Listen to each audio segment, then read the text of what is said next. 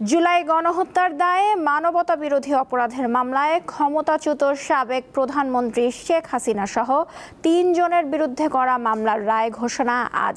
আন্তর্জাতিক অপরাধ ট্রাইব্যুনাল থেকে বিটিভিতে সরাসরি সম্প্রচার করা হবে রায় ঘোষণার কার্যক্রম। আসামি নারী হিসেবে কোনো অনুকম্পা পাবেন না বলে মনে করছে প্রসিকিউশন। ওয়ালটন এখন দেশের সীমানা পেরিয়ে পৌঁছে গিয়েছে ৫০টিরও বেশি দেশে। ওয়ালটন, ঘরে ঘরে বিশ্বজুড়ে। ২০২৪ সালের ৫ আগস্ট আওয়ামী লীগ সরকার পতনের পর আন্তর্জাতিক অপরাধ ট্রাইব্যুনাল পুনর্গঠন করা হয়। পুনর্গঠিত ট্রাইব্যুনালে জুলাই গণ অভ্যুত্থানের সময় সংগঠিত মানবতা বিরোধী অপরাধের ঘটনায় প্রথম মামলাটি হয় শেখ হাসিনার বিরুদ্ধে, যার রায় ঘোষণা করা হবে সোমবার। শেখ হাসিনার পাশাপাশি এই মামলার অপর ২ আসামি হলেন সাবেক স্বরাষ্ট্রমন্ত্রী আসাদুজ্জামান খান ও পুলিশের সাবেক মহাপরিদর্শক চৌধুরী আব্দুল্লাহ আল মামুন। এই রায় ঘোষণার কার্যক্রম সরাসরি সম্প্রচার করবে বাংলাদেশ টেলিভিশন।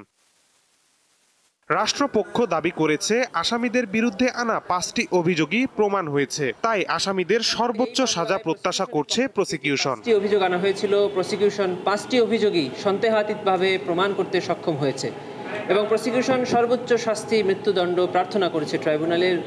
শুধু তাই নয়, এবং এই আসামিদের সম্পত্তি বাজেয়াপ্ত করে এই মামলায় বা এই ঘটনায় যারা ভিকটিম আছে, শহীদ আছে, আহত পরিবার আছে, তাদের বরাবর হস্তান্তরের প্রার্থনা আমরা জানিয়েছিলাম। বাংলাদেশের ইতিহাসে ফাঁসির সাজা হলেও কোনো নারীর মৃত্যুদণ্ড এখনো কার্যকর হয়নি।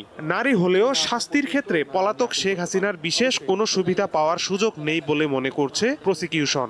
জামিন প্রদানের ক্ষেত্রে নারীকে, অসুস্থকে এবং কিশোর বালক শিশুদেরকে প্রিভিলেজ দেওয়া আছে, কিন্তু রায় প্রদানের ক্ষেত্রে নারীকে আমাদের সাধারণ আইনেও কোনো আলাদা প্রিভিলেজ দেওয়া হয় নাই, আর আমাদের এই আইনেও কোনো আলাদা প্রিভিলেজ নেই। অর্থাৎ রায় প্রদানের ক্ষেত্রে আসামি নারী হোক পুরুষ হোক, তিনি তার অবস্থানে থেকে কি অপরাধ করেছেন সেই অপরাধের গ্র্যাভিটি বিবেচনা করে শাস্তি প্রদান করা হবে। রায় ঘোষণাকে কেন্দ্র করে কয়েক স্তরের নিরাপত্তা বাড়ানো হয়েছে ট্রাইব্যুনাল এলাকায়। মাহিদুর রহমান, দীপ্ত সংবাদ, ঢাকা।